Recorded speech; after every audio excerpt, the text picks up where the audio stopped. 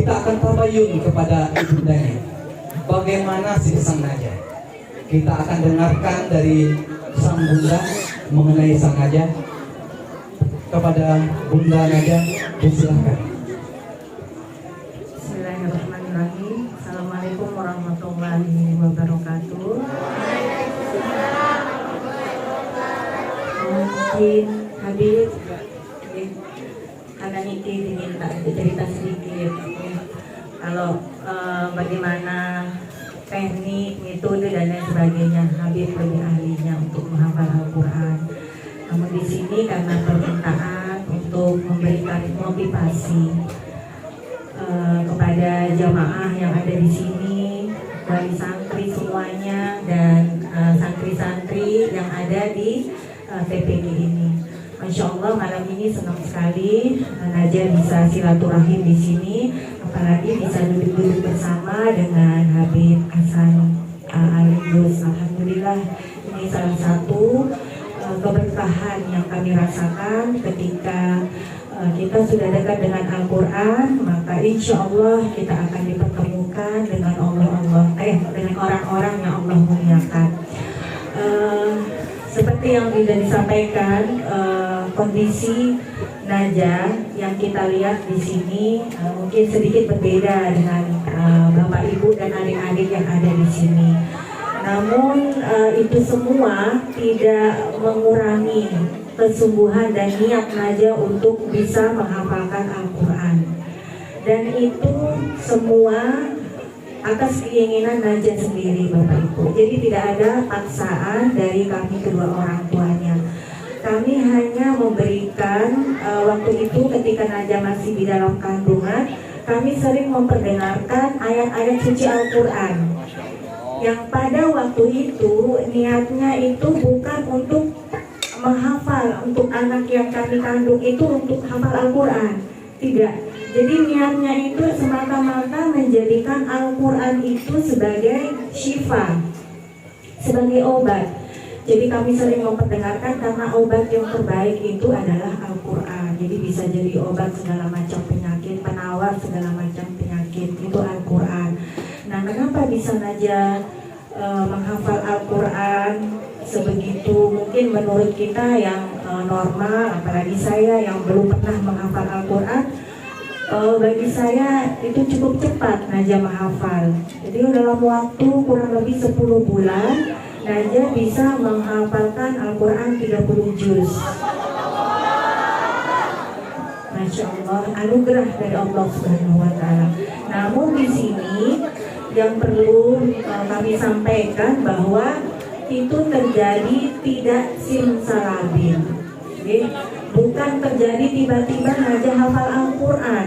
Prosesnya itu sangat melelahkan, ya. Tetapi yang membuat Najah bertahan itu karena kecintaannya terhadap Al-Quran. Kenapa bisa saya sebagai ibunya dan bapaknya, kenapa kok bisa Najah cinta sekali dengan Al-Quran? Karena dari sejak di dalam kandungan yang selalu Najah dengar itu adalah ayat-ayat suci Al-Quran. Sehingga itu yang menenangkan, itu yang membuat Najah nyaman kemana-mana dengan lanturan ayat suci Al-Quran. Kemanapun di rumah juga seperti itu. Hafal 30 juz tetap mendengar Al-Quran, mendengar murotal selain dia harus murojaah. Nah, yang penting di sini untuk kita semua saling introspeksi diri mungkin namanya ya. Kenapa bisa kita anak-anak kita yang normal Allah karuniai penglihatan yang baik, kemudian panca indera yang baik, kenapa susah menghafal Al-Quran?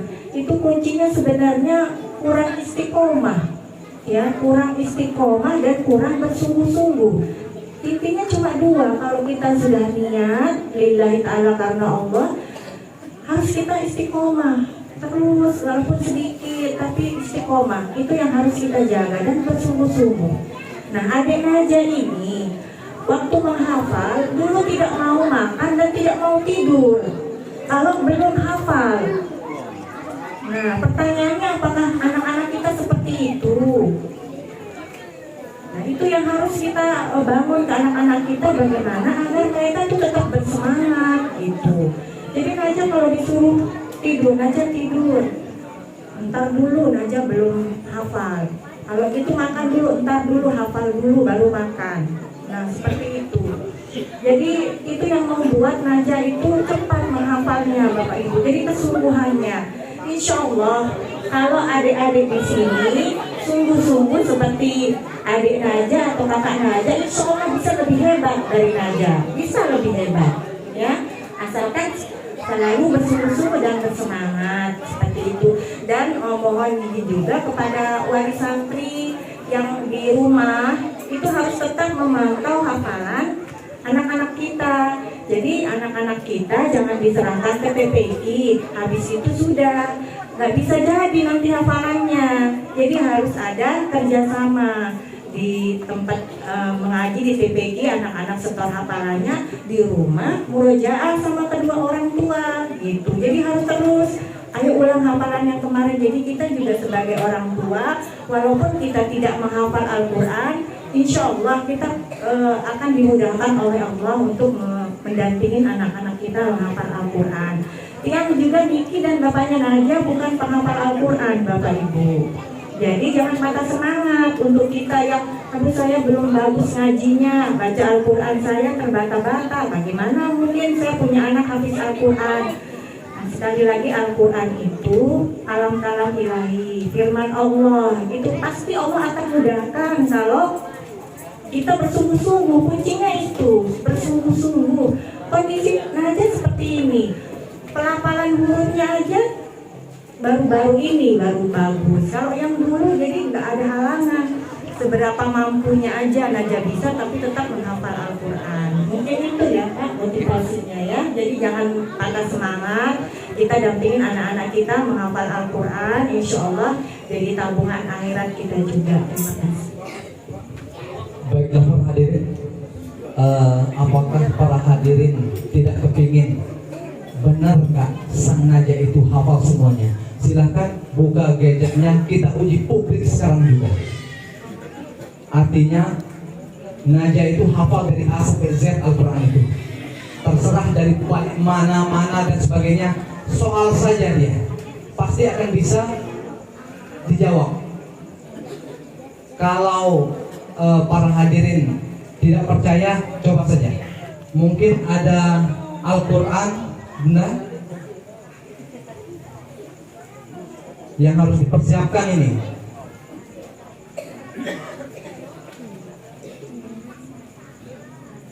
Kalau yang ada terjemahannya juga.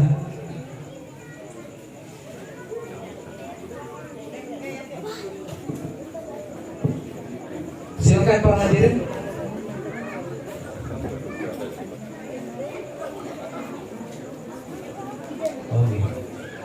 Mungkin dari siap Afwan Afif.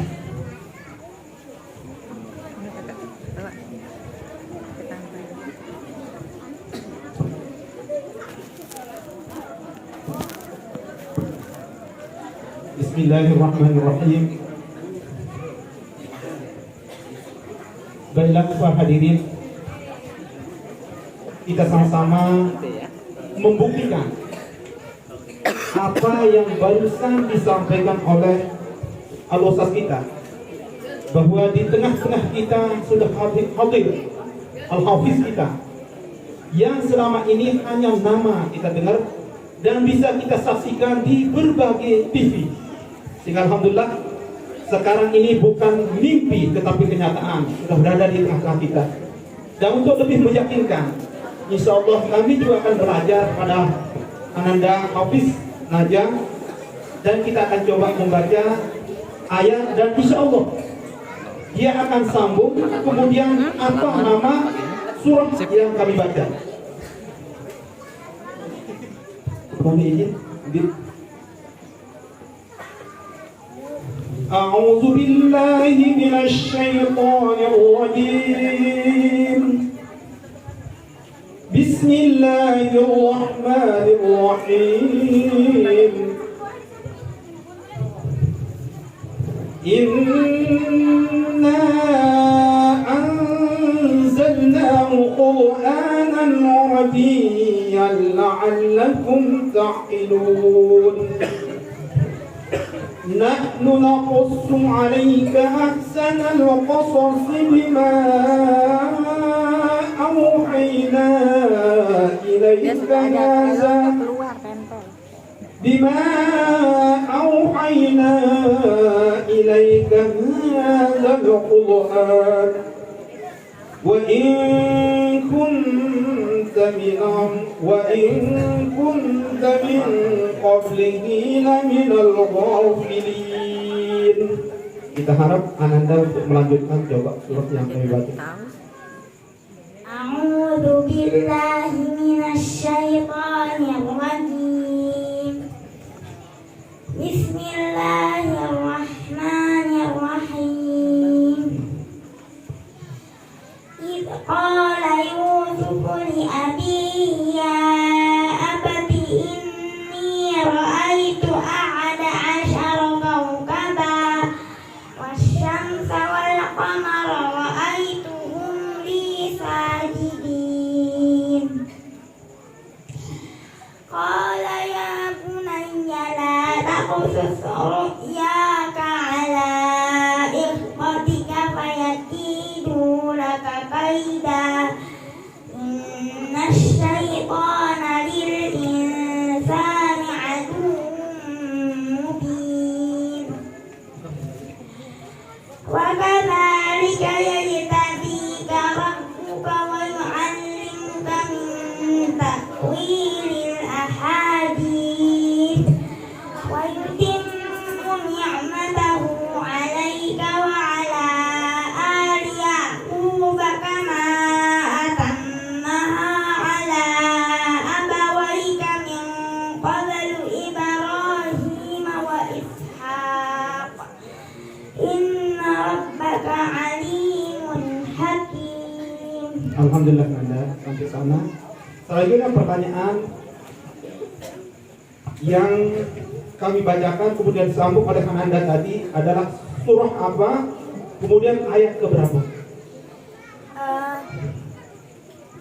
Yusuf ayat 4 sampai ayat 6. Alhamdulillah. Itu benar kakaknya. Alhamdulillah. Allahu Akbar.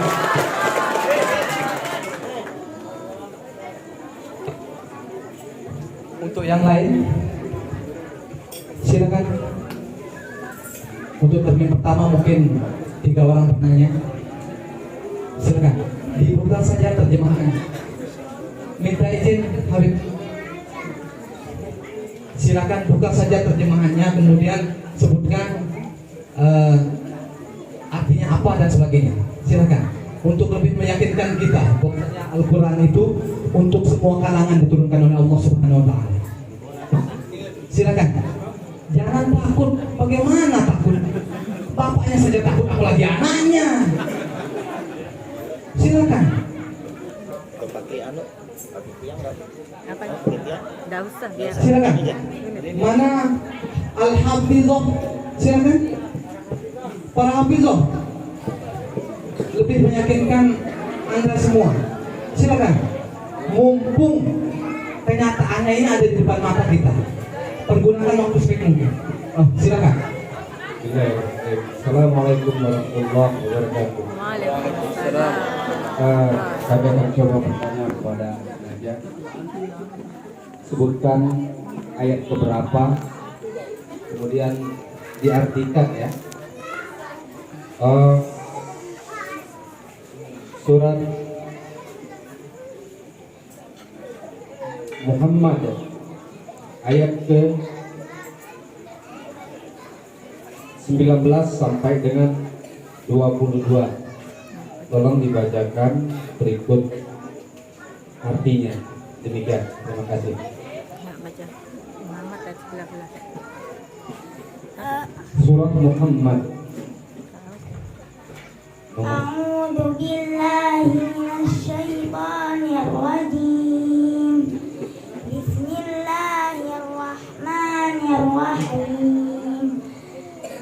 Fa'lam annahu la ilaha illallah wastaghfir li dzambika walil mu'minina wal mu'minat wallahu ya'lamu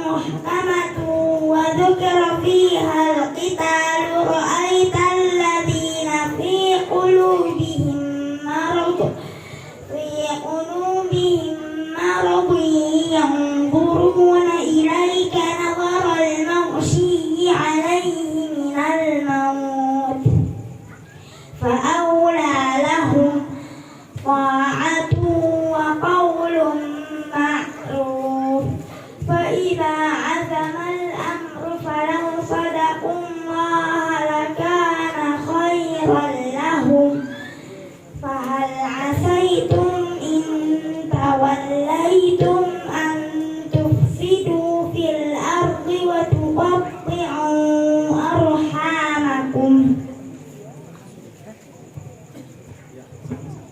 Baca artinya satu aja. Artinya kepanjangan satu aja.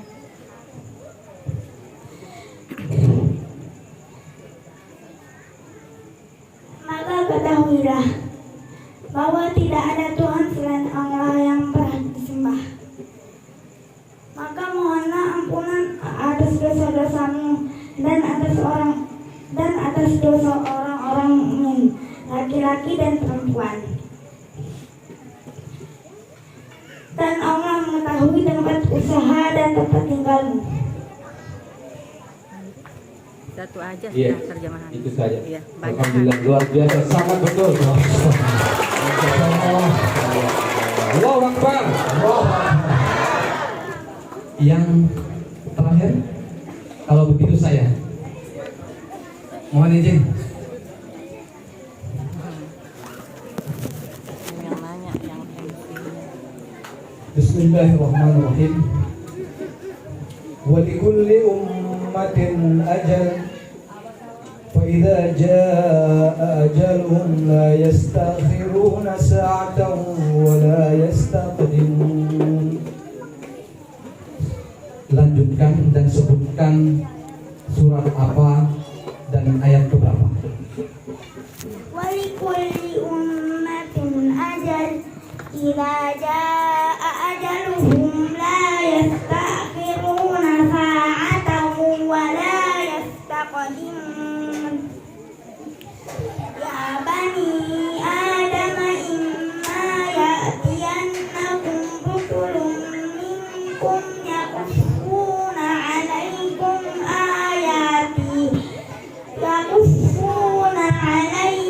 ayati faman ittaqa wa aslaha fala khaufun 'alaihim wa la hum yahzanun.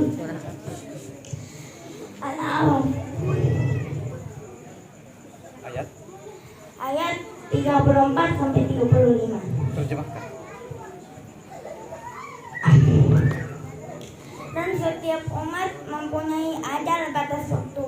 Apabila ajalnya tiba, mereka tidak akan dapat meminta penundaan atau percepatan sesaat pun.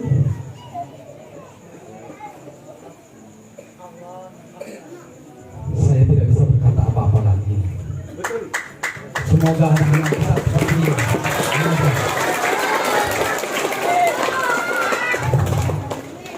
Mungkin kita cukupkan atau bagaimana? Karena tidak ada yang bertanya. Oh, silakan Umi.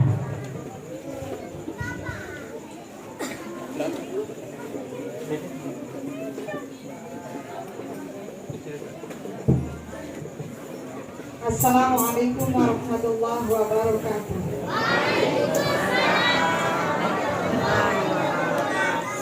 Kakak dinding tangannya biar berat. Ya, ya, jaga hati. Di juz 23 ada surah As-Saffat. Coba bacakan ayat ke-103 beserta artinya.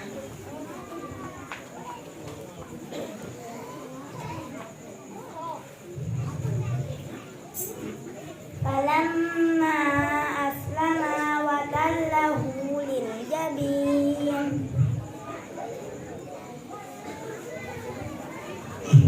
Dan maka ketika keduanya telah berserah diri, Ibrahim membaringkan atas pelipisnya untuk melaksanakan perintah Allah. Masya Allah. Coba bacakan surah Al-Waqiah ayat ke-15. Ala sururin mawdunah. Bisa dilanjutkan sampai ayat Ya, lanjutkan sampai ayat 20.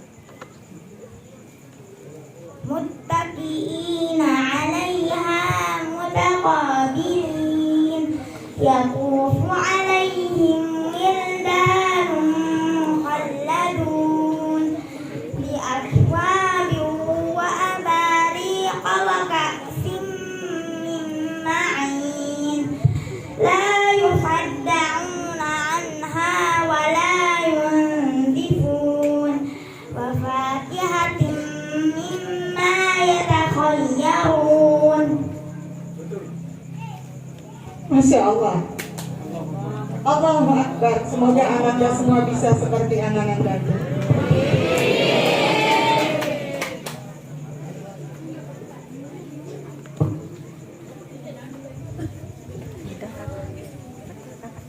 Baik para hadirin, mungkin kita cukupkan saja untuk malam ini. Acara selanjutnya pembacaan Mahalul Qiyam berjamaah. Kepada hadirin dipersilakan untuk berdiri. Silakan para hadirin untuk berdiri. Enggak tahu berdiri. Berdiri. Angkat mic-nya. Berdiri. Tak dulu biar aja. Biar ibu anu aja. Habis duduk itu. Ibu duduk aja lah. Habib duduk aja.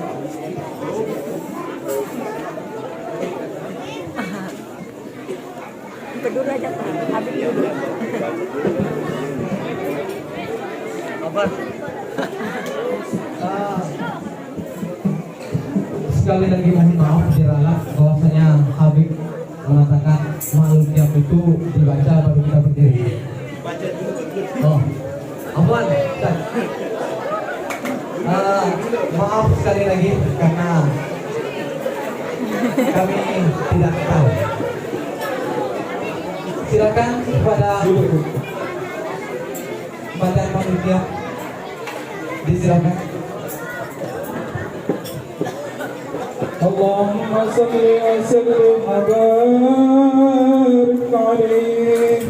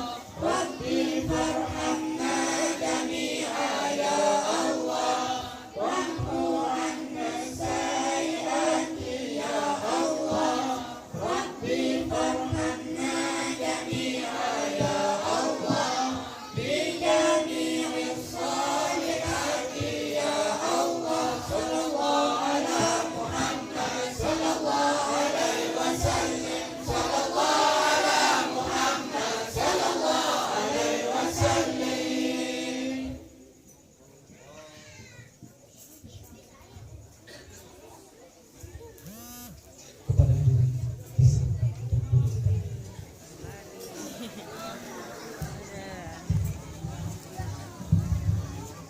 Siapa yang permintaan bergabung? Acara Balik yang ini. hikmah peringatan Maulid Nabi Muhammad Sallallahu Alaihi Wasallam Tuh lihat kepada banyak Al-Mukarram makanan. Habib Hasan Al-Idrus Tafadhal. Tafadhol.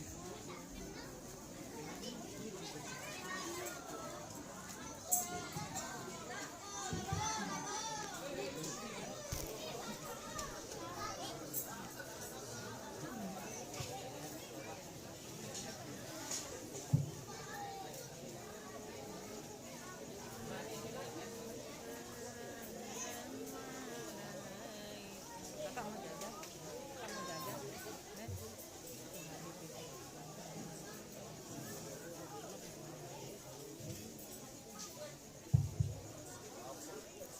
Bismillahirrahmanirrahim. Assalamualaikum warahmatullahi wabarakatuh.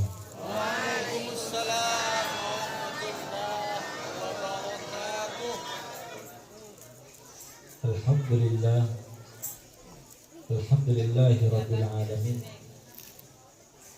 Wassalatu wassalamu ala sayyidina Muhammadin wa ala alihi wa sahbihi ajma'in, amma ba'du.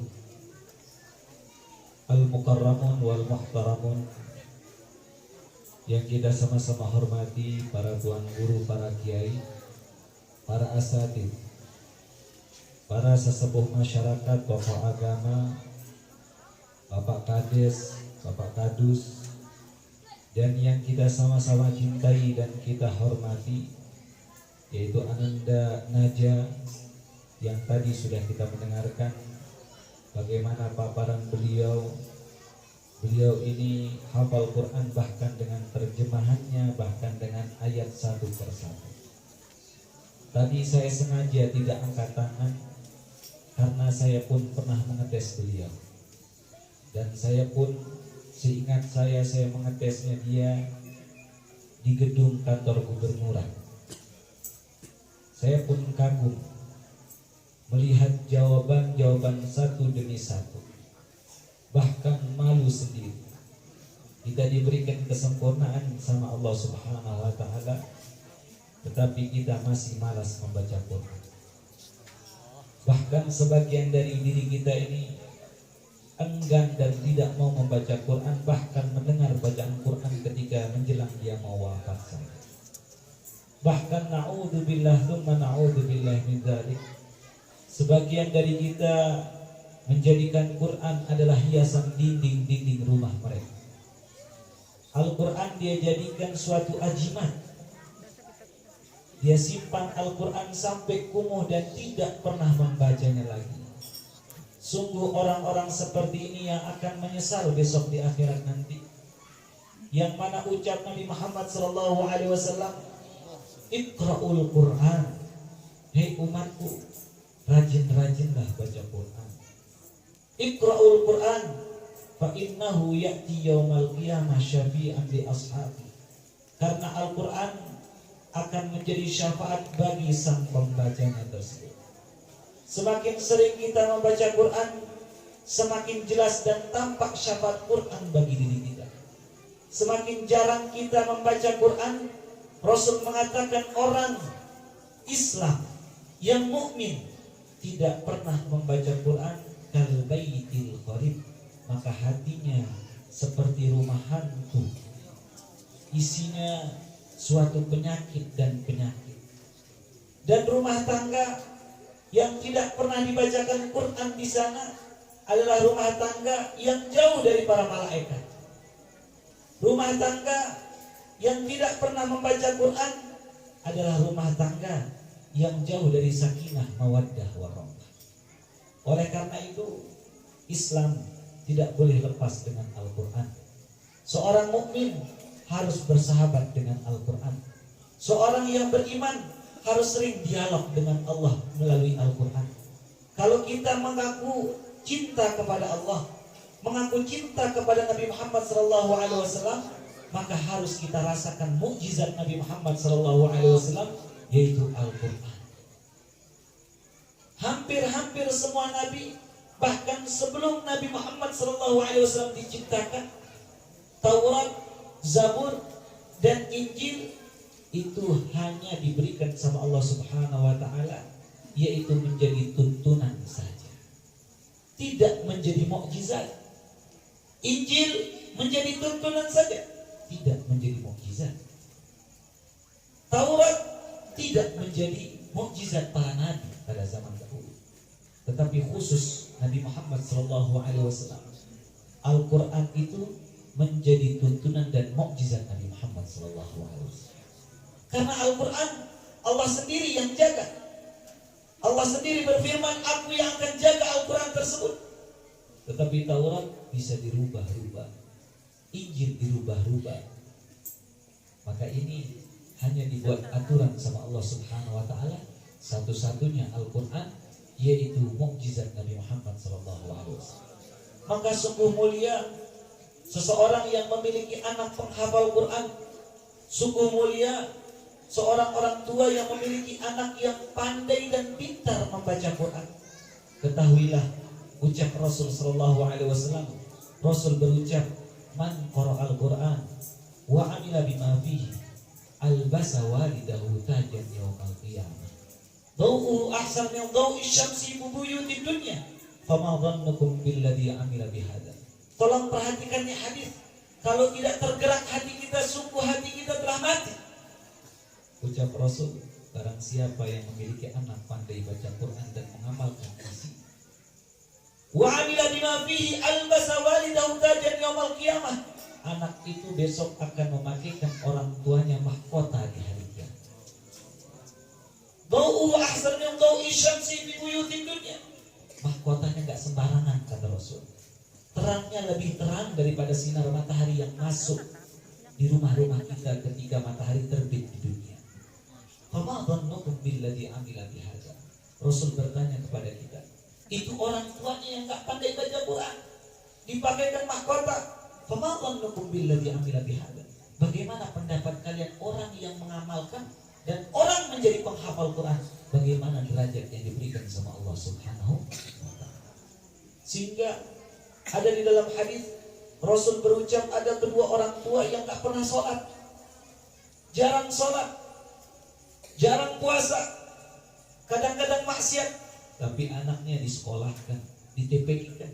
Salah satunya di TPQ Nurul Quran. Nama TPQ Nurul Quran benar? Iya. Ahmad Madud. Iya. Kurang akhir Nurul Quran Ahmad Madud. Ada kedua orang tua, anaknya rajin baca Quran, tapi orang tuanya nggak pandai baca Quran. Orang tuanya sibuk mencari pekerjaan, sibuk mencari sesuatu. Tiba-tiba kata Rasulullah SAW, ini orang tua begitu masuk kubur, ketika dimasukin kubur sama Allah Subhanahu wa Ta'ala, datang malaikat mungkar nakir bertanya sama dia, man rabbuka wa man nabiyuka wa ma dinuka wa ma kiblatuka wa man ikhwanuk. Siapa nabi engkau? Siapa Tuhan engkau? Siapa imam engkau? Ditanya satu persatu, dia gak mampu jawab, digebukin sama malaikat. Bukan sehari saja, 24 jam gak berhenti-berhenti, digebukin di dalam kubur. Sampai orang tuanya mengatakan, malaikat, kasih libur kenapa sehari saja? Kok engkau gak capek-capek? Kasih libur sekali ini. Gak tahu nama malam, ya istirahatlah sedikit. Malaikat mungkar nakir ini Bapak Ibu, nggak ada istilah istirahatnya. Kalau udah lembur kerjaannya gebukin orang, gebukin sampai kiamat. Itu baru DP-nya doang tuh. Nanti sisanya di padang mahsyar. Digebukin tiap hari, tiap malam. Sampai dia teriak. Sampai tetangga kuburnya itu kata Rasulullah SAW protes sama malaikat mungkar nakir. Malaikat, cukup udah keributan saya nih. Capek saya dengar dia keributan nih. Teriak. Bayangin Bapak Ibu, bayangin kalau kita tinggal di perumahan, rumah kita gede, mobil ada kolam renangnya, tapi tetangga kita tiap hari berantem saja. Kira-kira betah nggak tinggal di sana? Nggak betah. Lama kelamaan tuh rumah kita jual. Tapi ini yang repot bagaimana? Kalau tetangga kita dikubur digebukin sama malaikat, mau pindahnya bagaimana? Nggak bisa mau pindah. Mau ngungsi kalau bisa ngungsi enak, ini nggak bisa ngungsi. Sampai dia protes, wahai malaikat, sudah cukup, jangan gebukin lagi. Capek saya dengar dia ini teriak-teriak. Enggak, tugas saya gebukin dia ini. Pokoknya habis sudah dia ini, gara-gara jarang sholat, nggak pernah ngaji. Tiba-tiba di dalam hadis dijelaskan, pecutan malaikat, pukulan malaikat berhenti sama dia. Sampai yang digebukin itu protes giliran. Malaikat udah capek ya? Kata dia. Malaikat bilang saya gak ada capeknya. Engkau mau lagi? Lalu kenapa engkau berhenti pukul saya? Saya bukan berhenti pukul engkau, tapi saya diperintahkan sama Allah, dan perintah itu membuat saya malu memukul engkau. Ada apa?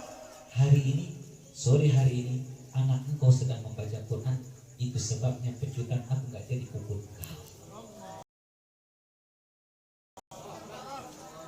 Bayangin, anak ngaji sore bisa transfer ke dalam kubur orang tuanya, yang mana orang tuanya nggak pernah sholat, nggak pernah ngaji. Di stop pukulan malaikat. Maka beruntung kalau ada anaknya ngaji siang, ngaji sore, ngaji malam. Jangan protes ustadznya dong. Ngaji terus nggak pulang-pulang, lama betul. Lu harusnya bersyukur. Begitu kita masuk kubur, dia yang ngerim adabnya Allah Subhanahu wa ta'ala. Siang ngaji, sore ngaji, kalau bisa malam, kalau bisa besok pagi ngaji lagi. Kalau bisa di 24 jam ngaji anak kita. Kalau kita hanya ngajinya cuma sore, malam, besok pagi start lagi ke malaikat. Oh, udah dipul dia ngaji. Pas suruh dia les nih, dikebukin lagi. Sehingga semua orang tua pas dikubur sana, dia berangan-angan seandainya anak kami ngaji 24 jam. Jadi ibu-ibu, saya mau tanya sama ibu-ibu dan bapak-bapak wali santri, pilih ngaji atau pilih les? Ngaji. Yang benar, pilih ngaji apa pilih les? Ngaji.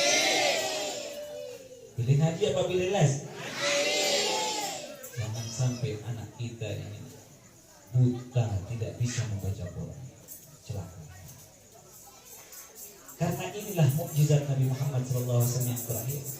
Bahkan anak-anak kita yang menjadi penghafal Quran bukan hanya orang tuanya dipanggilkan mahkota, saudara kita, bibinya dia, pamannya dia, yang nakal yang dijamin sudah daftar masuk neraka jahanam, bisa dia tolong sama dia. Paman-pamannya udah daftar. Daftarnya apa? Tiap hari pakai narkoba, tiap hari ngadu ayam. Paman-pamannya, tapi dia punya ponakan hafal Quran, dia bakalan selamatin pamannya tersebut. Cuma mohon maaf, bukan berarti begitu punya anak penghafal Quran berarti bebas deh. Oh, bebas, ada jaminan nih kata dia. Boleh lah maksiat kata dia. Tidak, bukan seperti itu. Orang yang meremehkan perintah Allah jauh lebih besar dosanya daripada meninggalkan sholat tersebut. Maka jangan pernah meremehkan semua perintah Allah Subhanahu. Bapak-bapak, ibu-ibu yang melanggar Allah Subhanahu wa taala. Momentum Maulid Nabi Muhammad sallallahu alaihi wasallam ini yaitu judulnya mana? Oh, judul. Mari kita wujudkan cinta kepada Rasulullah sallallahu alaihi wasallam dengan memperbanyak salawat dan membaca Quran.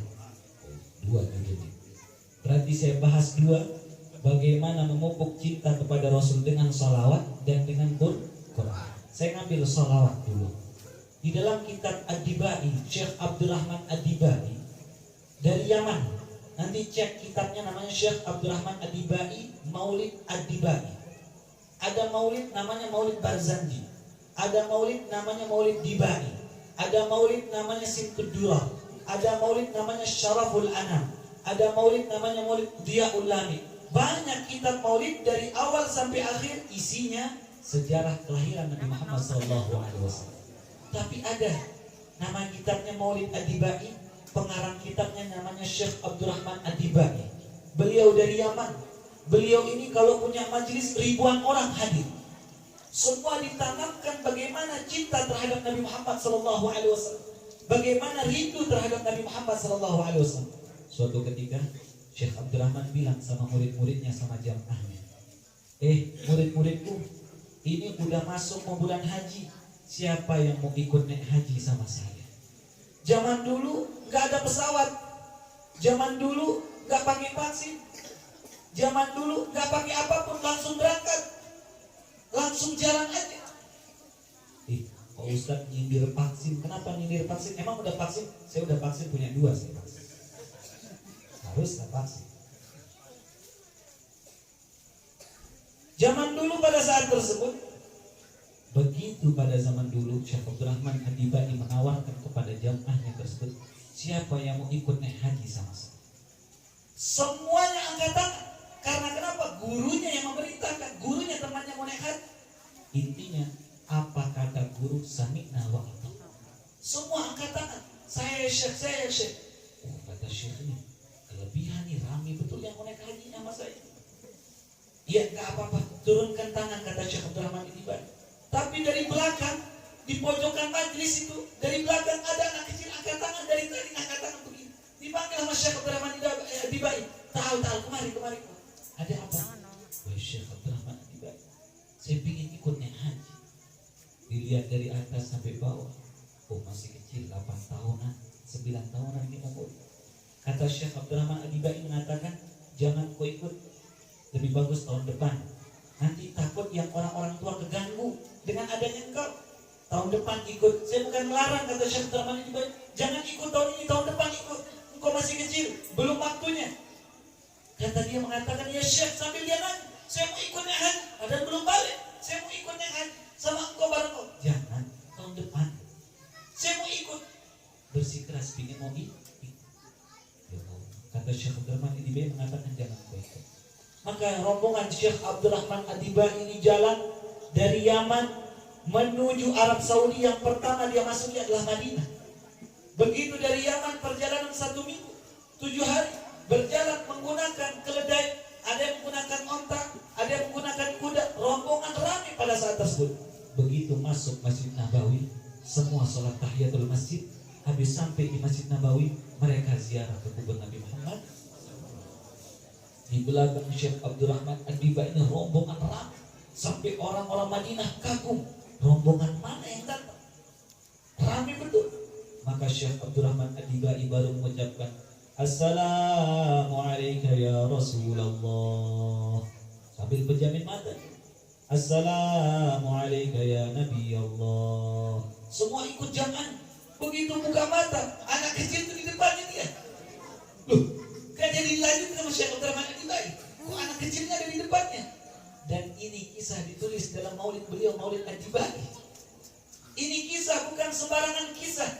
Kisah bagaimana seseorang bersalawat cinta terhadap Nabi Muhammad SAW. Maka Syekh Abdurrahman Ad-Dibai menepuk pundak anak kecil tersebut. Anak kecil, kok bisa ada di sini? Kata anak kecil tersebut, ziarah dulu kan. Di depan Nabi Muhammad SAW. Makanya ketika pembacaan maulid tidak boleh ada yang bicara. Makanya adabnya asyraqal badru. Kenapa saya nggak berdiri itu? Harus dibaca dulu. Kita nyambut Nabi, kedatangan Nabi Muhammad. Apakah datang Nabi Muhammad SAW? Ulama Yaman mengatakan bisa dia datang dengan syarat 1. Jangan ada yang bawa rokok. Kalau ada yang hari ini bawa rokok, dia nggak datang. Beneran? Hari ini ada yang bawa rokok apa enggak? Benar. Hah? Ada. besok ditulis di depan tuh pamfletnya. Kalau mau hadir sholawatan, boleh merokok, tapi jangan bawa rokok di luar sini. Tapi mau bawa majelis sholawat tidak usah, Pak. Jangan pernah bawa rokok. Tumbak disebutnya bahasa Arabnya tuh. Singkat cerita, begitu selesai sholawatan ke ziarah Rasulullah SAW, ini anak kecil dibawa ke Masjid Nabawi, diputerin di tangannya. Syekh Abdul Rahman nanya sama dia, anak kecil, kan saya udah bilang jangan ikut, dari mana kau ikut? Wah Syekh, saya nggak bisa, nggak kuat Syekh. Lalu bagaimana kau ikut? Saya masuk di tempat peti yang kau masukin itu, barang-barang tersebut. Saya ikut nyelinap di sana, di peti tersebut. Kata Syekh Abdul Rahman Dibai mengatakan, hebat sekali kau masuk. Kata Syekh Abdul Rahman Dibai mengatakan, saya 1 minggu nggak pernah buka itu peti. Bagaimana cara kau makan dan minum? Lihat jawaban anak kecil. Ketika laparku datang, maka aku bersolat kepada Nabi Muhammad SAW, maka laparku hilang. Begitu hausku datang, maka aku bersolat kepada Rasulullah SAW, dan putaran roda tersebut aku mengingat dan membayangkan Nabi Muhammad SAW, maka rasa rinduku melupakan rasa hausku. Itulah namanya cinta. Itulah namanya cinta. Kalau orang udah cinta tuh, contoh kecil saja. Ini anak muda, kalau udah main HP tengah malam gak kerasa sampai jam 3 malam. Kelupaan makan, gak kerasa waktu. Itu saking cintanya, karena kenapa? Sama si dia itu. Begitu baru bangun tidur langsung dilihat, ada gak diucapin good night tadi malam? Gak lupa tuh pelajaran pondokan itu. Lupa alhamdulillahilladzi ahyana itu udah lupa. Langsung yang dipegang HP-nya. Itulah namanya cinta. Cinta itu kadang-kadang buta. Buta itu apa? Kalau orang udah merem gak ngeliat tuh, kadang-kadang yang benar dianggap salah, yang salah dianggap benar. Itu namanya cinta. Kalau orang udah cinta sama orang, perilaku sama orang dianggap benar. Tapi kalau udah benci, disempitkan hatinya sama Allah, bagaimanapun kebaikan orang dianggap salah. Maka ini pada malam hari ini kita belajar bagaimana cinta terhadap Nabi Muhammad SAW. Kalau orang cinta dengan Rasulullah SAW, hatinya lebar, besar, semua bisa parkir siapapun. Itu nama cinta terhadap Nabi Muhammad. Perbedaan pendapat apapun dia bisa jadi satu. Kalau udah cinta terhadap Nabi Muhammad.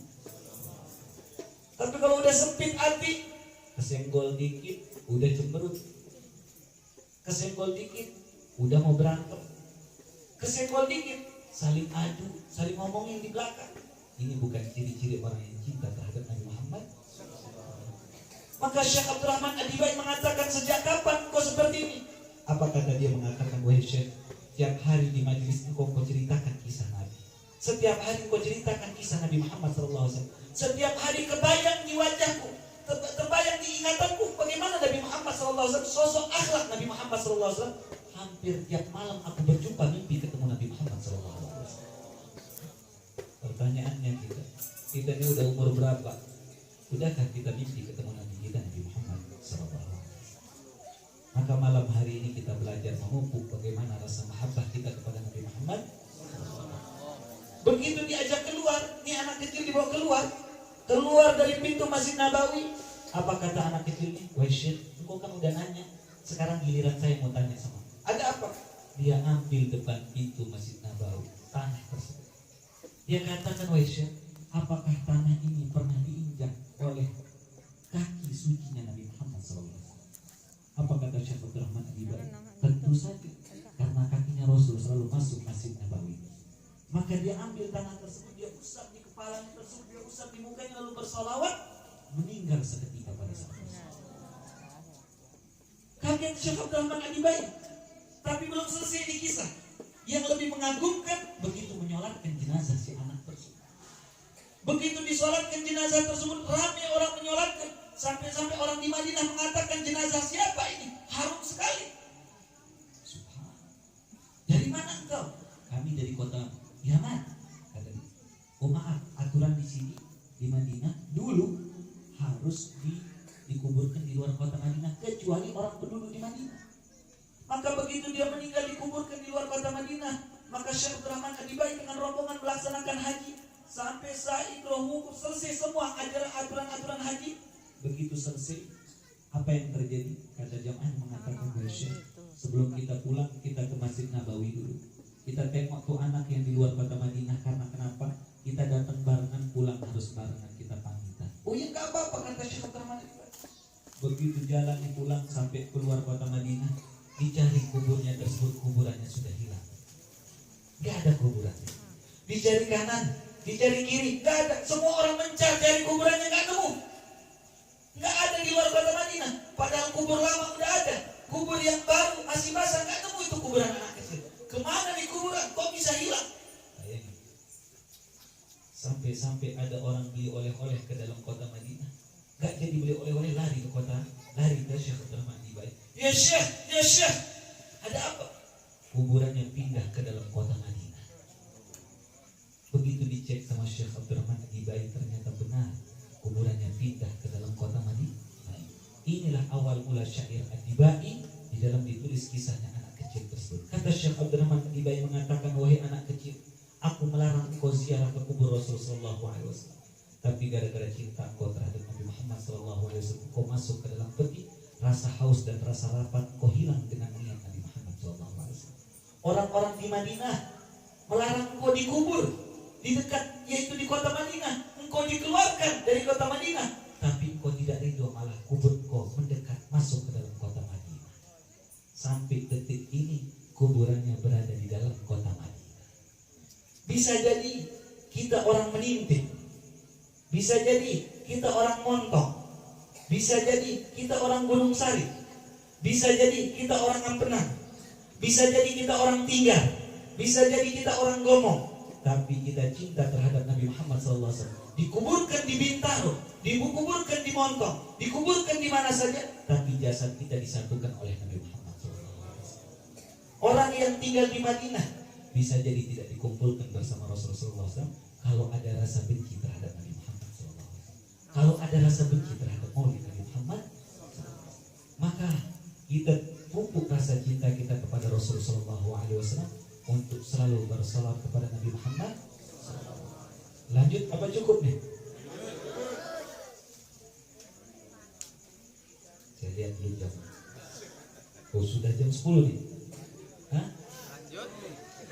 Saya cukupin aja deh. Hah? Cukup sampai jam 10 saja. Besok saya lanjutkan. Insya Allah kalau saya diundang lagi harus duet sama Najah lagi. Insya Allah. Ya, Insya Allah kalau tahun depan. Intinya saya lanjutkan sedikit tentang Quran. Kalau kita mau dekat dengan Rasulullah SAW, jangan pernah tinggalkan Quran. Terutama selalu membaca surah Al-Mulk setiap malam, yaitu surah Al-Baqarah. Karena ini surah tidak pernah ditinggal oleh Nabi Muhammad SAW. Maka cara membersihkan hati untuk menjaga iman kita, yaitu wa idza tuliyat alaihim ayatuhu zadatuhum. Kalau seseorang dibacakan ayat Al-Quran, maka bertambahlah, yaitu imannya tersebut. Semakin kita jauh daripada Al-Quran, maka hati kita semakin garing dan jauh daripada Allah Subhanahu. Semakin kering hati kita, maka cara membasahi hati kita selalu basahi dengan Al-Quran. Jangan pernah pisah diri kita dengan Al-Quran. Jangan sekali-kali pernah cerai dengan Al-Quran. Jangan pernah sekali-kali talak tuh Al-Quran. Karena Al-Quran tidak boleh ditalak, wajib dirujuk kembali. Sekarang pertanyaannya sudah berapa talak kita talak tuh Al-Quran? Harus perlu muhalir kayaknya. Kayak seperti itu. Maka harus kita ini selalu membaca Quran. Jangan sampai kita menyesal. Jangan sampai kita menyesal. Maka sekolahkanlah anak kita di Nurul Quran ini sebelum kita menyesal.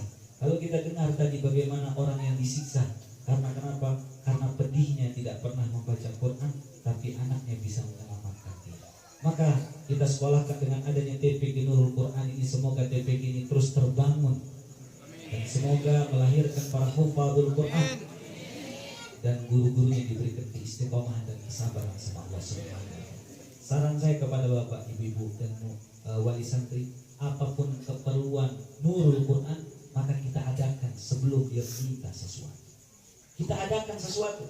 Jangan tunggu asatidz guru-guru ini berpikir bagaimana cara membangun. Seharusnya wali santri berpikir, kelas sudah gak ada ini saking banyak murid, harus cepat kita bangun. Jangan sampai guru berpikir sesuatu tersebut. Harus kita adakan, ini disebut amal jariah. Dengan kita memasang sesuatu, ini kita lihat nih ada besi kesana kemari, bagaimana caranya bisa ketutup di tempat supaya enak tempat ini.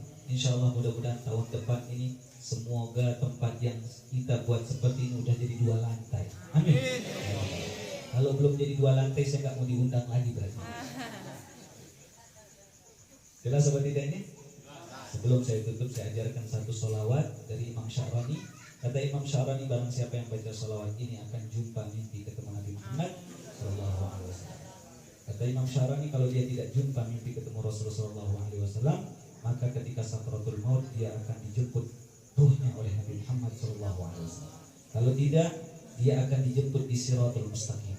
Kalau tidak, yang keempat, yaitu dia akan minum dari telaga Kautsar Nabi Muhammad Sallallahu Alaihi Wasallam. Oleh karena itu ini sholawat sangat penting, dicatat dan dihafalkan, dibaca sebelum tidur 1 kali. Dibaca sebelum tidur 1 kali. Saya sudah ijazahkan ke beberapa masjid, ke beberapa kajian kami. Alhamdulillah tahadduts bi nikmah. Beberapa murid kami mengadu kepada kami, mungkin lebih 5 orang sudah membaca sholawat ini, sudah mimpi ketemu Rasul Sallallahu Alaihi Wasallam. Cuma saya sarankan kepada mereka, kalau mimpi ketemu Rasul jangan pernah cerita. Saya selalu katakan sama mereka, itu bukan sebab saya tapi sebab Imam Sya'rani. Saya hanya menyampaikan saja ini sholawat kepada Imam Sya'rani. Maka ini dibaca bagi kita yang lemah amalan kita, ini penting dibaca supaya besok di akhirat kita diakui bersama Nabi Muhammad sallallahu alaihi wasallam. Allahumma salli ala ruhi sayyidina Muhammad fil arwah wa ala jasadihi fil ajsad wa ala qabrihi fil qubur. Dibaca 1 kali sebelum tidur. Sudah hafal apa belum? Saya kira langsung hafal. Berarti ini menandakan kelemahan, kedhaifan kita, kekurangan. Betul apa tidak? Bukan gara-gara umur. Ini masa yang muda-muda juga nggak hafalin langsung. Saya baca Bapak Ibu ulang ini. Allahumma salli ala ruhi Sayyidina Muhammad fil arwah wa ala jasadihi fil ajsad wa ala qabrihi fil qubur. Dibaca 1 kali sebelum tidur, pagi dan siang, malam dibaca, terutama dibaca satu kali. Kalau sudah mimpi ketemu Rasul jangan cerita, sedekah pagi-pagi tersebut, karena wajahnya Rasul. Kata Rasul sallallahu alaihi wasallam mengatakan, man ra'ani fil manam faqad ra'ani yaqadha fa inna syaitan la yatamathalu bi. Barang siapa yang jumpa mimpi ketemu aku, sesungguhnya itu benar-benar aku. Fa inna syaitan la yatamathalu bi, karena syaitan tidak bisa menyerupai aku. Kalau bapak-bapak ketemu orang di foto itu bisa jadi setan. Tapi kalau mimpi Rasul tidak mungkin. Jelas seperti itu. Saya baca, bapak-bapak ulangin kembali lagi supaya pas 3 kali baru saya ijazahkan. Allahumma salli ala ruhi Sayyidina Muhammad fil arwah wa ala jasadihi fil ajsad wa ala qabrihi fil qubur. Saya ijazahkan kepada yang hadir di tempat ini. Saya jawabnya, saya terima. Yang terakhir, nanti seandainya kepada bapak ibu yang hadir di tempat ini, nanti seandainya kita atau bapak-bapak dan ibu yang hadir di tempat ini duluan masuk surga, maka ingatlah saya. Tolong saya, belum tentu yang menyampaikan lebih afdal daripada yang mendengarkan. Seandainya ada dari kita yang duluan masuk surga, jangan lupa nama orang yang tersebut, Hasan Ali Idrus, yang pernah menyampaikan di tempat ini. Siapa tahu dia masuk neraka, tolonglah dia. Ya, lihat fotonya, ingat dia. Siapa tahu dia masuk neraka, siapa dari kita ini yang masuk surga, maka tolong orang seperti itu. Semoga kita dikumpulkan bersama Rasul. Wa'alaikum minkum. Assalamualaikum warahmatullahi wabarakatuh.